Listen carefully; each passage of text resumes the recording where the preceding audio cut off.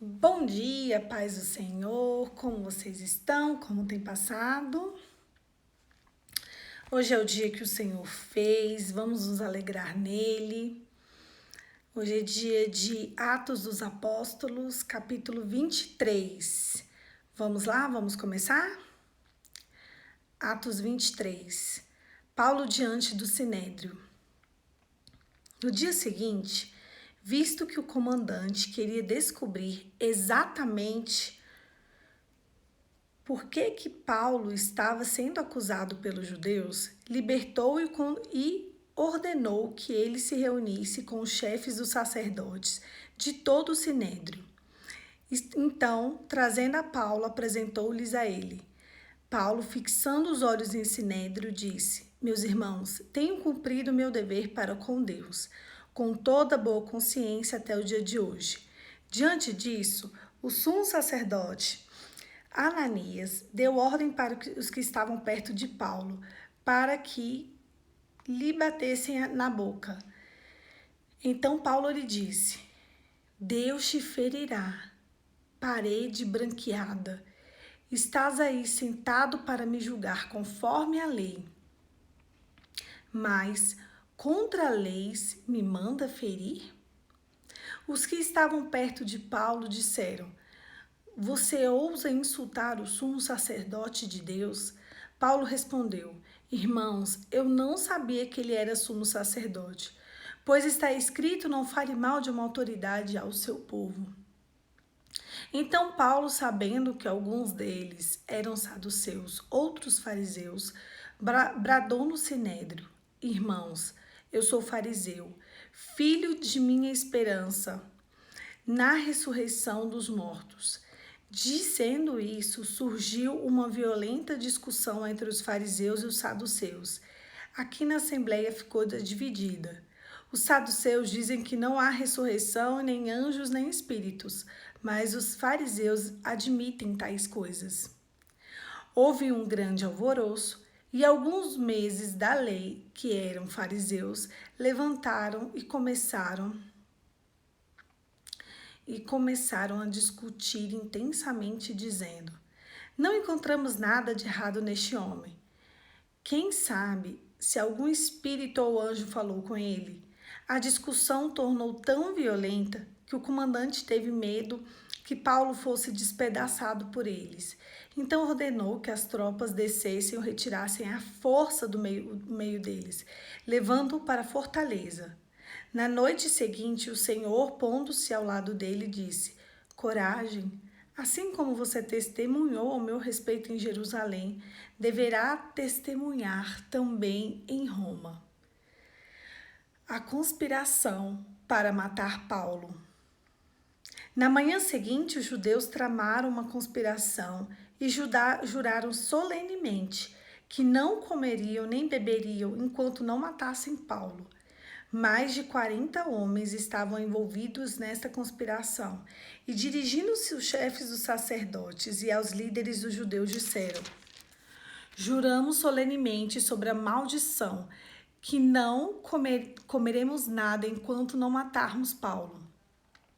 Agora, portanto, vocês e os sinédrios, peçam ao comandante que faça comparecer diante de vocês com o pretexto de obter as informações mais exatas sobre o seu caso. Estaremos prontos para matá-los antes que ele chegue aqui. Entretanto, o sobrinho de Paulo, filho de sua irmã, teve conhecimento dessa conspiração, foi à fortaleza e contou a Paulo, que, chamando um dos seus centuriões, disse: Leve esse rapaz ao comandante, ele tem algo para te dizer. Assim ele levou ao comandante. Então disse ao centurião: Paulo, prisioneiro, me chamou e pediu para que trouxesse esse rapaz, pois ele tem algo a falar. O comandante tomou o rapaz pela mão, levou à parte e perguntou: O que você tem para me dizer? Ele disse: Os judeus planejam pedir-te que apresente Paulo ao sinédrio amanhã, sob o pretexto de buscar informações mais exatas a respeito dele. Não deixe te convencer, porque por mais de 40 homens estão aqueles preparando uma emboscada contra Paulo. Eles juraram solenemente não comer nem beber enquanto não matarem. Estão preparando agora e esperando que a promessa que prometas atender-lhe os pedidos. O comandante despediu do rapaz e recomendou-lhe: não diga a ninguém que você me comentou isso. Paulo é transferido para Cesareia. Então ele chamou 2 de seus centuriões e ordenou-lhes: preparem um destacamento de 200 soldados, 70 cavaleiros e 200 lanceiros a fim de irem para Cesareia, esta noite às 9 horas. Providencie as montanhas para Paulo e leve aos seus seguranças do governo Félix. O comandante escreveu uma carta nesses termos: Cláudio Lisias. Ao excelentíssimo governador Félix, saudações. Este homem foi preso pelos judeus que estavam prestes a matá-lo quando eu, chegando com a minha tropa, o resgatei, pois soube que é cidadão romano. Querendo saber por que estavam acusando, levei ao sinédrio deles e descobri que estava sendo acusado de questões acerca da lei deles, mas não havia nada contra ele nem acusação que merecesse morte ou prisão. Quando fui informado que estava sendo preparada uma cilada contra ele, enviei imediatamente a Vossa Excelência. Também ordenei que aos seus acusadores apresentassem a Vossa Excelência aquilo que eles têm contra ele. Os soldados, cumprindo seu dever, levaram Paulo durante a noite e chegaram a Antipátride. No dia seguinte, deixaram a cavalaria prosseguir com ele e voltaram para a fortaleza. Quando a cavalaria chegou a Cesareia, deu a carta do governador e entregou a Paulo. O governador leu a carta e perguntou que província era ele. Informando que ele era da Cilícia, disse: ouvirei o seu caso, e quando seus acusadores chegarem aqui. Então ordenou Paulo que fosse mantido sob a custódia do palácio de Herodes. Paulo era cidadão romano, né? Os romanos, eles não eram cristãos, eles não eram fariseus, eles não eram judeus. Nessa época, o povo de Judá, eles estavam sobre a égide, sobre o governo de Roma. Então, eles tinham os costumes deles, eles tinham as práticas deles, as práticas religiosas, as práticas da lei, trazidas por Moisés, e Roma respeitava essas práticas. E então havia um julgamento, só que todo julgamento ele estava debaixo de Roma. Para que houvessem mortes, tanto é que quando Jesus foi julgado, ele foi julgado por um romano. Quando Jesus foi apresentado a Herodes, ele era um cidadão romano, porque ele era o governador ali daquela época, daquela cidade, né, de Jerusalém. E aqui na época, quando Paulo veio para poder se entregar e falar mais um pouco sobre o amor de Cristo, também eles estavam sob a égide de Roma. Ali em Jerusalém, eles estavam amedrontados, porque foi exatamente no lugar onde Jesus morreu. Eles foram capazes de fazer o que fez com Jesus. Imagina com qualquer outro discípulo ou apóstolo que ousasse a pregar a palavra. Só que não adianta. Não adianta tentar brecar e parar a palavra, porque a palavra ela nunca vai deixar de ser pregada. Quem fez esse mundo, quem fez tudo que tem aqui, foi Deus. E independente dos problemas ou das situações ou dos entraves que aconteçam no mundo, a palavra ela não vai deixar de ser pregada. O evangelho não vai deixar de ser difundido. A Bíblia não vai deixar de ser contada, linha após linha. Nunca há um momento assim tranquilo para poder instituir o evangelho. Não tem. Aqui já está mostrando para gente que a nossa vida cristã ela vem com desafios após desafios. Mas que o Senhor está conosco. Eu vou contar para vocês como o povo de Israel saiu do Egito. Vamos voltar lá para Gênesis, só para a gente entender como Deus faz. Jacó tem 12 filhos e um desses filhos é José. Os irmãos de José ficam com ódio de José porque ele fala que ele era o mais amado e que os irmãos dele iam se curvar diante dele. Aí um dia eles têm ódio de José e vende José como escravo para o Egito. Então José passa 17 anos sendo escravo do Egito e dali ele revela alguns sonhos, né, de pessoas ligadas a Faraó, e depois ele revela alguns sonhos de Faraó e ele se torna governador do Egito. Aí tem uma fome no mundo e os irmãos de José descobrem que lá no Egito tinha comida. E eles vão até o Egito, quando chegam lá, se encontram com José. Quando se encontram com José, eles descobrem que José estava vivo e que era o governador, que tudo era um propósito de Deus. Então, toda a família de José, que eram mais ou menos 70 homens, imagina mulheres e animais. Então, eles pegam e vão morar no Egito. Passam muitos anos, 100, 200 anos, eu não sei. E Faraó da época já não conhecia mais José. E ele começou a observar que o povo hebreu se multiplicava demais. Eles se multiplicavam muito mais do que o povo egípcio. Então ele teve uma grande ideia. Deixa eu escravizar esse povo. E então eles começam a escravizar o povo de Israel e eles se tornam escravos no Egito. Até que o povo clama e Deus manda um resgatador chamado Moisés. E ali começa a história do Antigo Testamento, de fato, com as 10 leis e Deus falando através de Moisés e de Arão. E para o povo sair do Egito, né, que eles eram prisioneiros, Deus vai mandando 10 pragas para que eles conseguissem sair, para que eles conseguissem ir embora, para que eles fossem expulsos dali, porque eles eram escravos, eles não tinham domínio sobre eles mesmos.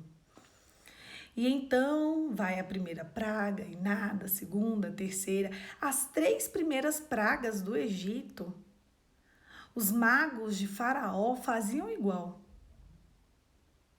Então, para ele, não era nada. A partir da quarta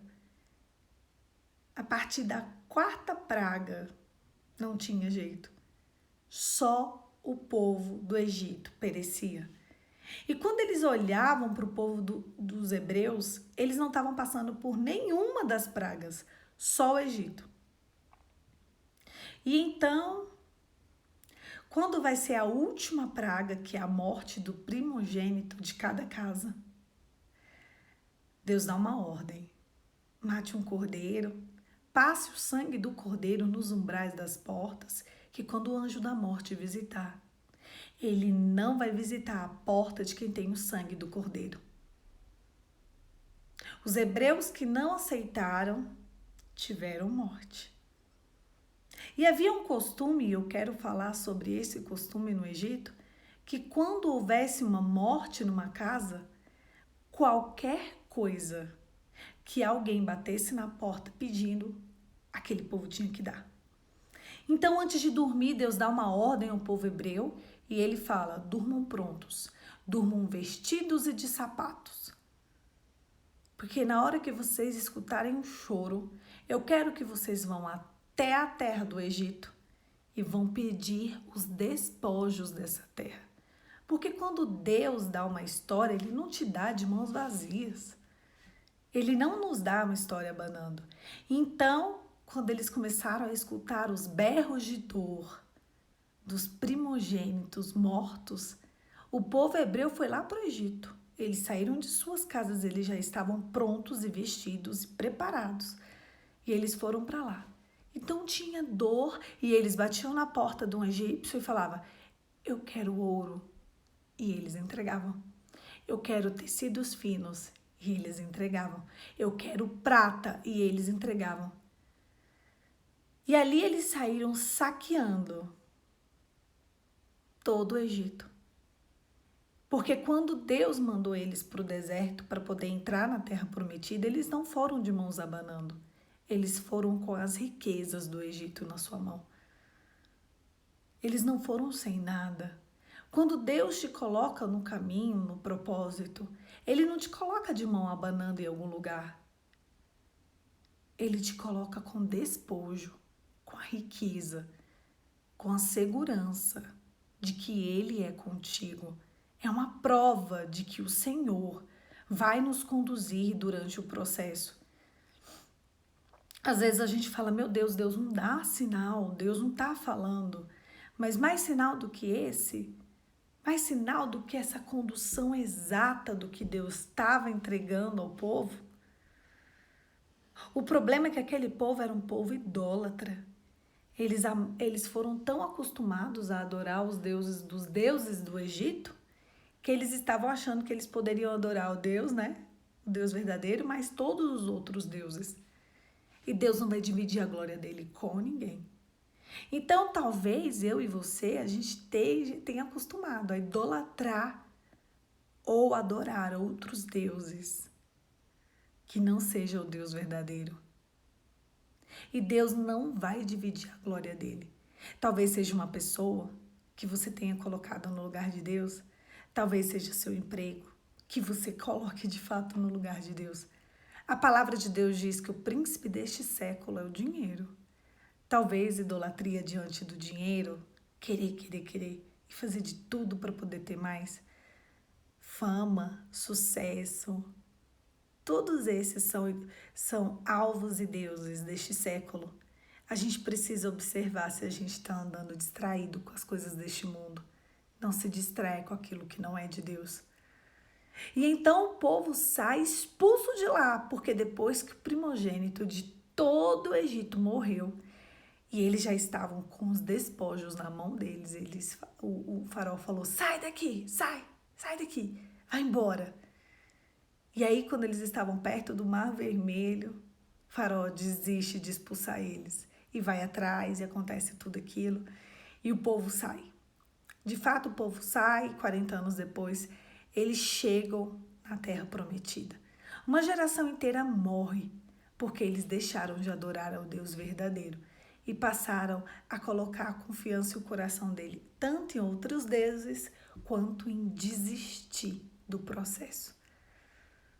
Dali começa toda uma história até chegar a Cristo. Cristo vem, morre, conta a história dele, ressuscita, encontra 12, dos 12 um trai, ele se mata, que foi Judas. Dali recomeça a história com 11, chamam mais um. Saulo cai do cavalo, que era um perseguidor da igreja, tem um encontro sobrenatural com Cristo no meio do caminho. E a história dele é mudada, transformada, a tal ponto que ele foi o homem mais interessante do Novo Testamento. Paulo, sem ver Jesus a olho nu, ele instituiu quase todo o Novo Testamento. Paulo, ele era tão irresistível que ele pregava onde ele ia, as pessoas eram convencidas.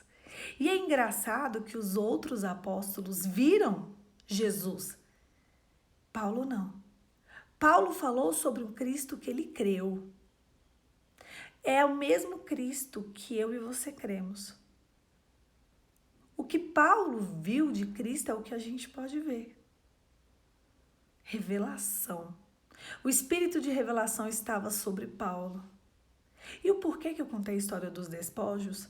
Porque por mais desafiador que seja a história do povo que está com Deus e que está com Deus e que o problema vem, que o desafio é grande, Deus nunca vai deixar alguém sem um despojo na mão.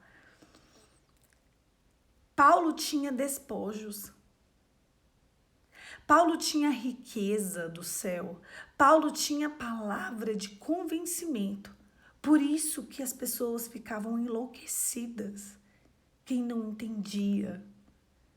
Os donos da lei aqueles em que a religião era muito mais, forte do que a presença do Espírito Santo. Aqueles nos quais o coração estava fechado para a presença de Deus. Eles não entendiam. Mas se a gente observar, Deus entregava de despojo a Paulo pessoas. Aqui, o sobrinho dele livrou ele da morte. Um descobre uma trama, livra ele. Dali o Espírito Santo fala com o outro, ele vai, ele sai, ele é livre, ele escapa, ele foge. E ali dessa forma vai sendo criado um testemunho. E a palavra vai sendo espalhada de uma forma surpreendente. Paulo foi um homem tão surpreendente, tão entregue, tão bem relacionado com o Espírito Santo, mesmo sem ver Jesus aos olhos nus, que aonde ele estava, a presença de Deus o acompanhava. Se você for lá em Roma e você vê as prisões eram normais. A prisão de Paulo, ela é como se fosse dentro de um poço. A fortaleza que eles contam aqui, até hoje dá para ver como era a prisão de Paulo. Porque eles colocaram ele numa prisão, e aí os guardas eram convertidos para a presença do Senhor. E ali depois eles colocavam ele mais fundo e mais eram convertidos. E mais fundo, mais eram convertidos. Então eles chegaram a um ponto que eles só jogavam a comida com uma corda. Desculpa. Eles jogavam a comida com uma corda dentro de um poço. E mesmo assim, os guardas eram convertidos. As pessoas eram proibidas de ver Paulo, de conversar com Paulo. A única forma que eles tinham de prender Paulo ao ponto de ninguém ouvir o evangelho era colocando ele dentro de um buraco, escuro, sozinho e vazio. E naquele buraco escuro, sozinho e vazio, homens e mulheres eram convertidos e convencidos. Ele era ajudado.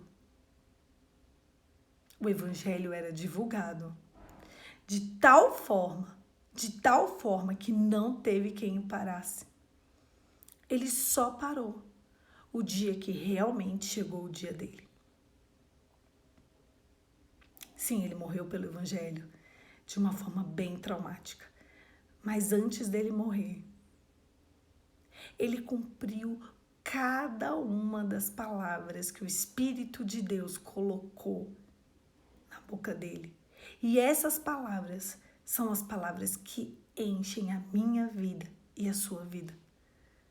O próprio Espírito Santo entregou os despojos na boca de Paulo, na presença de Paulo, nas pessoas que acompanhavam Paulo.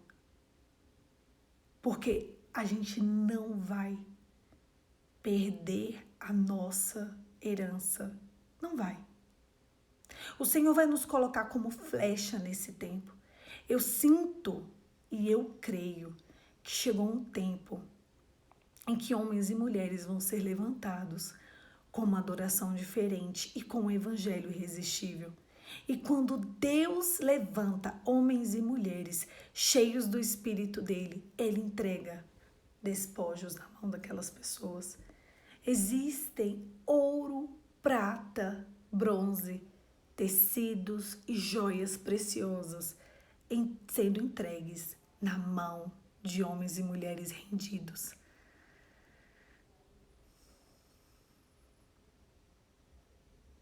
Vai começar na nossa nação um grande avivamento. As boas novas vão voltar a ser pregadas. Um novo tipo de adoração vai começar a vir e vocês vão se lembrar dessas palavras. Chegou a hora em que quem é de Deus, em que quem quer ser de Deus, em quem não rejeitar aquilo que Deus tem, vai ser um homem e mulher irresistível.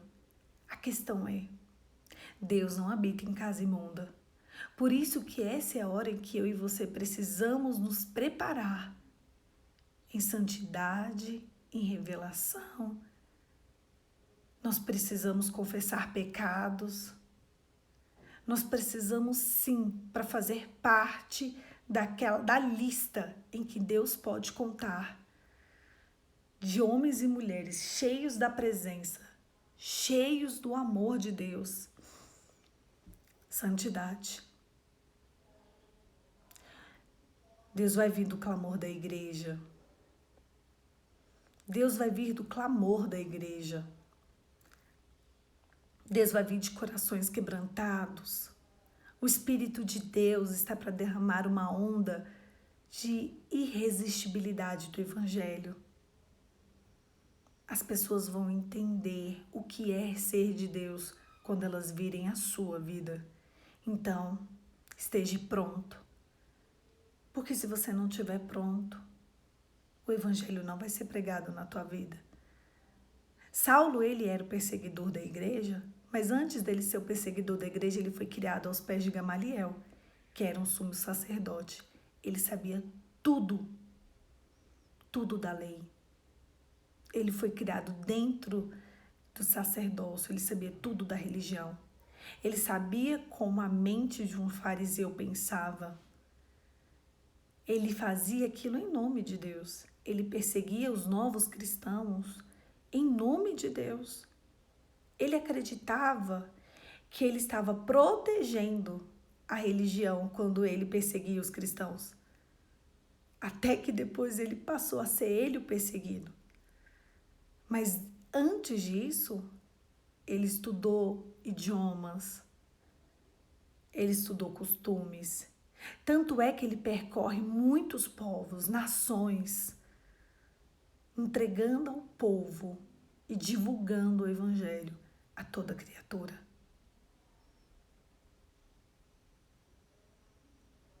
Hoje, o Espírito de Deus pergunta se ele pode contar com você.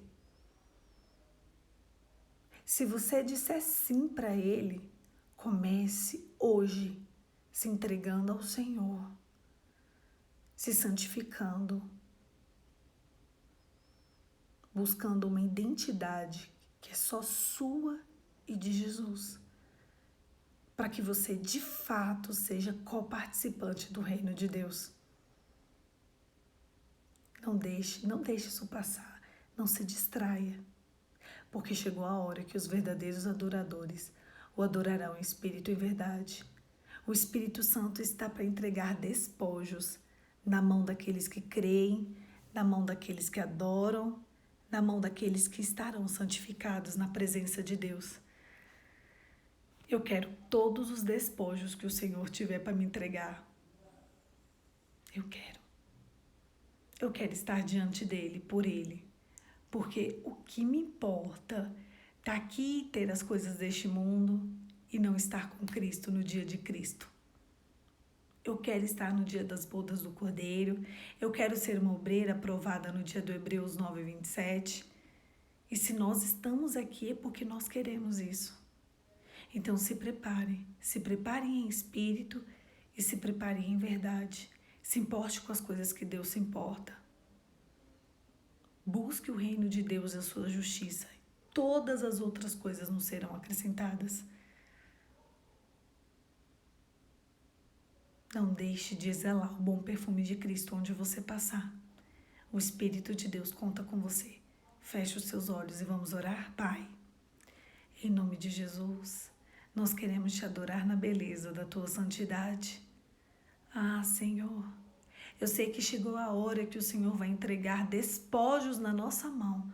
Ouro, prata, bronze, joias, tecidos, para que o teu evangelho seja revelado ao mundo. Eis-nos aqui, nós nos apresentamos a ti. Santifica-nos na tua verdade, nos condiciona ao teu evangelho, Senhor. Nos alinha ao teu propósito e nos perdoe de cada um dos nossos pecados que desagradam a ti. Nos perdoe de pecados ocultos e de pecados que a gente sabe não consegue se livrar, mas que teu próprio Espírito vai nos conduzir a esse livramento e essa libertação, para que o teu evangelho seja divulgado através das nossas vidas. E que quando a gente se encontrar com Cristo no dia das bodas do Cordeiro, que esse seja um dia de celebração na tua presença. Em nome de Jesus. Amém. Amém? Um beijo. Fique com Deus. E até amanhã. Se prepara. Se prepara, porque vai vir sim sobre nós algo lindo, algo incrível. O pior momento do mundo sempre é o melhor momento da igreja. Todas as vezes que o mundo passou por uma grande crise, foi o momento em que a igreja mais cresceu. Por conta do clamor e da adoração. Não deixe de clamar, não perca isso. Chegou a hora em que homens e mulheres de Deus serão levantados para erguer o evangelho. Deus conta comigo, mas Deus conta com você. Se prepare, que o que importa a partir de agora não são as suas circunstâncias, é o pão da presença. É isso sim que eu e você precisamos de nos importar.